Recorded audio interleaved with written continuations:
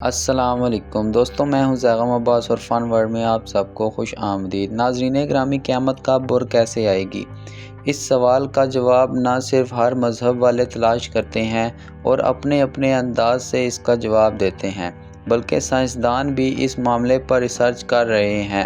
لیکن ان کے ریسرچ کا ذریعہ تھوڑا مختلف ہے۔ ایسی ایک ریسرچ ابھی حال میں ہوئی ہے کہ ہم قیامت کے آنے کے وقت بالکل بھی نہ جان پائیں اور جہاں ہیں وہیں ختم ہو جائیں گے۔ دریافت کیا ہے؟ آج کی اس ویڈیو میں ہم اس بارے میں تفصیل سے بات کرتے ہیں۔ ناظرین، گزشتہ کئی دہائیوں سے اس بات پر ریسرچ کر رہے ہیں، آخر ہماری زمین اور یہ نظام شمسی کیسے بنا؟ ان سوالوں کے جوابات تلاش کرنا ضروری نہیں ہے، لیکن اتنا آسان بھی نہیں ہے، کیونکہ ایک بنی بنائی چیز کے اوپر ہوتے ہوئے اس کے ابتدائی حالات کے ٹریسز تلاش کرنا آسان نہیں ہے۔ لیکن سائنسدان یہ کام کر رہے ہیں اور اس کام کے لیے سائنسدانوں نے بہت سے طریقے وضع کر رکھے ہیں، جس میں خود ہماری زمین کا مطالعہ، دوسرے سیاروں کی مٹی کا مطالعہ اور زمین کے آس پاس خلا میں تیرنے والے مختلف سحاب ثاقب کی تحلیل شامل ہے، تاکہ ان میں موجود اجزاء کا پتہ لگا کر یہ اندازہ لگایا جا سکے کہ ہمارا سورج اور یہ نظام شمسی کس طرح سے تشکیل پایا۔ دوستو، جب سائنسدانوں نے اس تحقیقات کے دائرے وسیع کیے اور یہ جاننا چاہا کہ سورج یا سورج جیسے دوسرے ستارے، جنہیں G1 سیکوینس ستارہ بھی کہا جاتا ہے،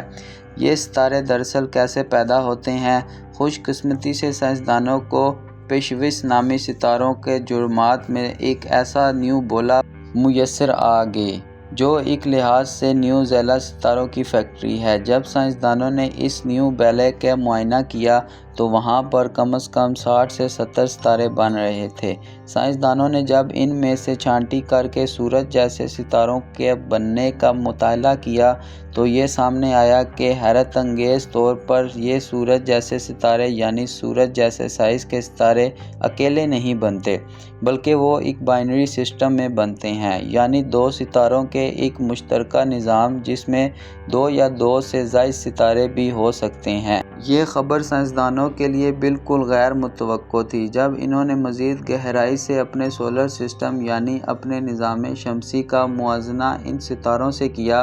جو اس وقت نیا بن رہے ہیں، تو انہوں نے دیکھا کہ سورج اتنے سائز کے ستارے اکیلے واقعی ہی کبھی نہیں بناتا، بلکہ ان کا ایک ہمسایہ ستارہ ضرور ہوتا ہے جو ان کے ساتھ ہی ساتھ گردش کرتا ہے۔ اس کی ایک مثال ہم الفا نامی ستارے سے لے سکتے ہیں جو ہم سے 450 نوری فاصلے پر ہے۔ الفا نامی سسٹم اس لحاظ سے بھی عام ہے کہ ان دو ستارے سسٹم میں دو ایسے سیارے بھی دریافت ہو گئے ہیں جہاں زندگی پائے جانے کے امکان بھی موجود ہیں۔ ان میں سے ایک ستارہ چھوٹا ہے، جبکہ ایک ستارہ جو بڑا ہے وہ سورج جتنا ہے۔ لیکن اس نظام شمسی کو دیکھتے ہوئے جب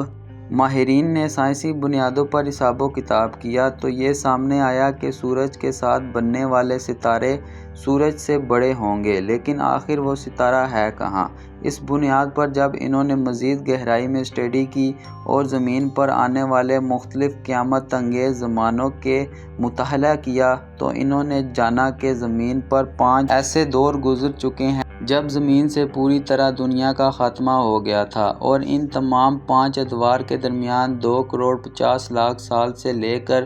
2 کروڑ 70 لاکھ سال کے درمیان فاصلہ ہے، یعنی تقریباً 2.5 کروڑ سال بعد، یعنی 25 ملین سے 27 ملین سال بعد زمین پر کوئی نہ کوئی ایسا سحاب ثاقب آ کر گرتا ہے جس کا سائز اتنا بڑا ہوتا ہے کہ وہ پوری زمین سے زندگی کا خاتمہ کر دیتا ہے۔ تو دوستو، جس کو بھی یہ ویڈیو اچھی لگے لائک کرے، سبسکرائب کرے اور دوست کے ساتھ شیئر کرے۔ شکریہ۔